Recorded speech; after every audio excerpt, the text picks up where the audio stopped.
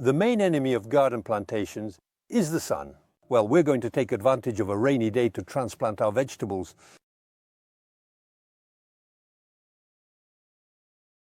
In the month of June, it's not uncommon to have rainy days. Well, it's the perfect time to transplant these vegetables, and for that, it's much easier to remove the lettuce leaves with the complete roots, which will allow us to succeed better in our transplanting. So this is true for lettuces, but it will also be very interesting for all the escarole chicories and curly chicories that you sowed last month.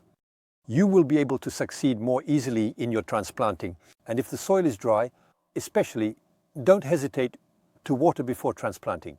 On the other hand, if you don't have a rainy period, I advise you to mulch your salads well to save water, but be careful. When mulching, as it's usually the slugs that are happy to take refuge underneath.